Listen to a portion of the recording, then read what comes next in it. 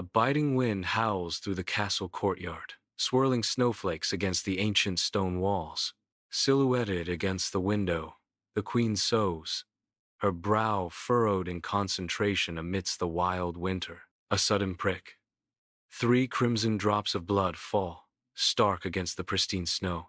Her resolute jaw tightens, a glint of unwavering determination in her eyes. I wish for a daughter with skin as white as snow, lips as red as blood, and hair as black as ebony. A year has passed. Little Snow White sleeps peacefully in her cradle within the castle bedroom. Bakuian, pale but radiant, smiles weakly at her baby, a bittersweet joy in her eyes. The king stands beside the queen, his face alight with happiness as he gazes upon his family. A servant whispers urgently, "The queen is fading," casting a shadow over the joyous scene. The queen's eyes flutter shut, a final, peaceful rest as she drifts into eternal sleep. In the queen's chamber, the new queen's beauty is undeniable, yet a chilling coldness radiates from her regal posture.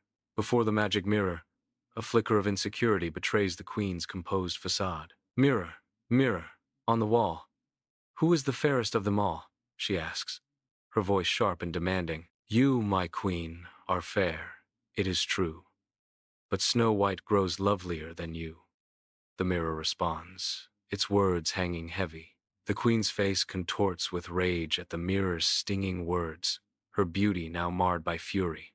In the dense forest, the huntsman guides Snow White deeper, where sunlight struggles to pierce the canopy. Oblivious, Snow White gathers wildflowers, arranging them into a delicate bouquet. With a quiet rasp, the huntsman draws his dagger, the steel glinting in the dim light.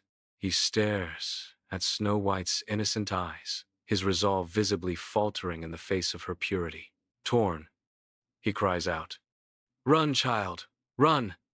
Hide yourself, and never return!" The forest echoes with his warning, a stark contrast to the gentle beauty surrounding them. As dusk descends, Snow White discovers a quaint cottage, the setting sun casting long shadows across the snowy forest floor. With a hesitant push, she opens the creaking door, stepping from the wild forest into a surprisingly tidy cottage.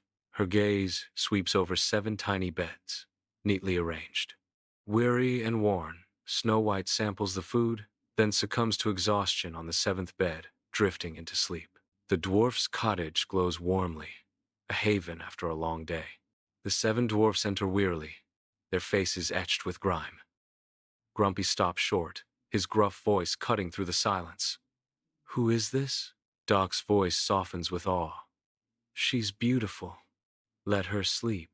The dwarfs, captivated, decide to let the mysterious beauty rest. In the bright day, an old peddler woman shuffles, her shadow stretching towards the quaint dwarf's cottage.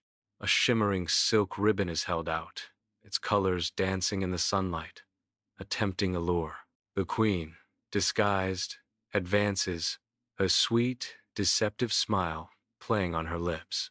Her eyes gleam with wicked intent as she nears her target, the cottage door looming. "Such a lovely ribbon for a lovely girl," the queen croons, her voice a honeyed trap.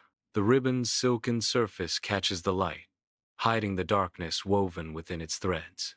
High in the mountains, 7 dwarfs place Snow White in a crystal coffin, their sorrowful faces reflecting in the glass.